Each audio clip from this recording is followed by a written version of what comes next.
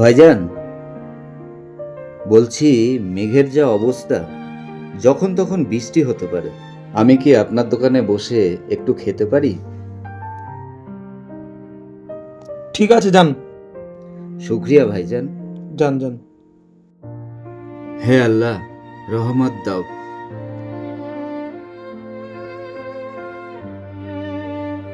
হে আল্লাহ, এ কি ব্যাপার?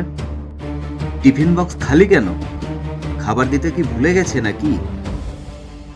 বিবিজানকে একটা ফোন করে দেখি।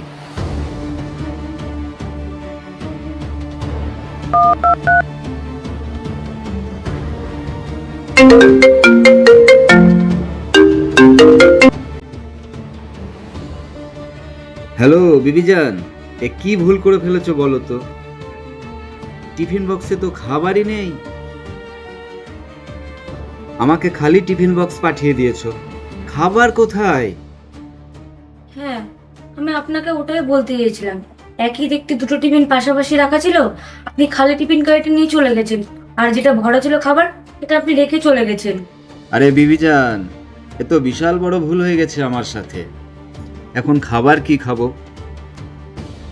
অনেক কষ্ট করে টাইম বের করে একটা দোকান পেয়েছি, দোকানে বসে খাবো, কিন্তু এসে দেখছি টিফিন তো খালি পুরো, সময়ও নষ্ট হলো।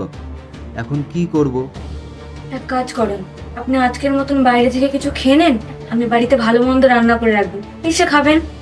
বিবিজান, তুমি তো জানো বাইরের খাবার খেয়ে আমার সহ্য হয় না, তার জন্যই তো বাড়ি থেকে এনে খাই। আপনি ভালো কিছু রান্না করে রাখুন, আমি রাতে বাড়ি ফিরে একবারেই খাবো। আজকে ভাববো যে আমার কপালে আর খাবার নেই। ঠিক আছে, রাখছি। খুদা হাফিজ। খুদা হাফিজ।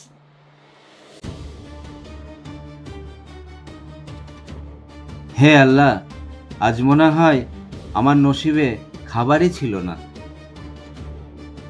হে আল্লাহ। দাঁড়াও। আর দাদা বলেন না, বাড়ি থেকে খালি টিফিন বক্স চলে এসেছে। আপনারা অনেক মূল্যবান সময় নষ্ট করলাম, আপনি কিছু মনে করবেন না দাদা, আমাকে ক্ষমা করে দেবেন। দাঁড়াও। এখানে এসেছিলে তুমি তোমার ইচ্ছেতে, আর এখান থেকে যাবে তুমি আমার ইচ্ছেতে। দাঁড়াও। আপনি খাবার খাবেন তো? সেটা আবার বাইরের কোনো হোটেলের খাবার নয়, বাড়ির খাবার। এই নিন, এতে বাড়ির খাবার আছে, খেয়ে খিদে মিটিয়ে নিন। আপনি আপনার খাবার আপনি না খেয়ে আপনি আমাকে দিচ্ছেন, কিন্তু কেন? কারণ আপনার খিদে লেগেছে তাই। আপনি খেয়ে নিন, না এই খাবার খেলে আপনার কোনো সমস্যা হবে? না না, আমার কোনো সমস্যা হবে না। আপনার খাবার আপনি আমাকে দিচ্ছেন, আপনার সমস্যা হবে না তো? আপনাকে দেখে মনে হচ্ছে আপনি পূজা পাঠ করেন, আপনার ধর্ম নিয়ে আপনি কট্টর হবেন, আর আপনি অন্য ধর্মের মানুষকে নিজের খাবার দিচ্ছেন খেতে। আমার মনে হচ্ছিল এতে আপনার সমস্যা হতে পারে। আপনার জায়গায় যদি অন্য কেউ থাকতো। আরে না না, ওসব কট্টর ফট্টর কিচ্ছু না, ওগুলো নিউজ চ্যানেলেই দেখায়। বাস্তবে আমি আমার ভগবানের ভক্ত, আর আপনি হয়তো আপনার আল্লাহর ভক্ত। আমি পূজারি, আমার পূজা করাই কাজ।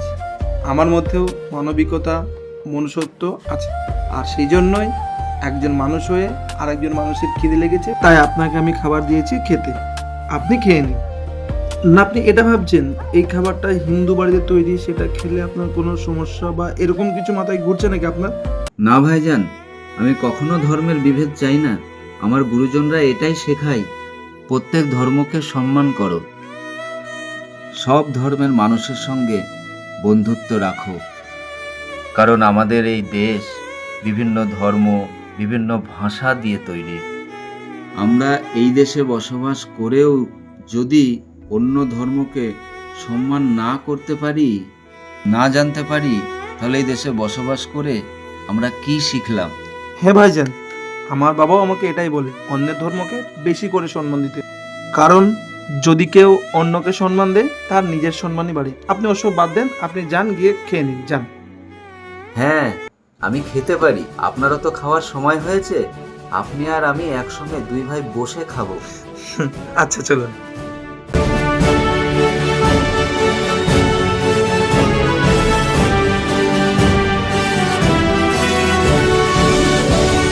So guys, আমাদের নাটকটি দেখে আপনাদের কেমন লাগলো? এটা তো বাস্তব না যে হিন্দু মুসলিম কট্টরবাদে এসব বাস্তবে কিচ্ছু নেই। শুধুমাত্র কিছু নিউজে তাদের ভিউসের জন্য আর কিছু রাজনৈতিক নেতা তাদের স্বার্থের জন্য আমাদের মধ্যে ঝগড়া লাগানোর চেষ্টা করে। আচ্ছা আপনি বলুন তো, আপনার বাড়িতে তো বসবাস করছেন আজ থেকে অনেক বহু বছর ধরে, কোনো দাঙ্গা লেগেছে বলুন? ফালতু কোনো নেতা বা কোনো নিউজ চ্যানেল অ্যাঙ্কারের কথা শুনে আমাদের হিন্দু মুসলিম ভাইয়ের মধ্যে কোনো রকম বিভেদ সৃষ্টি করবেন না। আমরা একসঙ্গে বসবাস করে আসছি, আবারও করব, এটাই। আগাম শুভেচ্ছা জানাই 15ই আগস্টের। সবাই ভালোভাবে সেই দিনটা কাটান। একটা জিনিস লক্ষ্য রাখবেন, পতাকাটা যেন মাটিতে গড়াগড়ি না খায়। জয় হিন্দ, জয় হিন্দ, বন্দে মাতরম। সবাই ভালো থাকুন, সুস্থ থাকুন।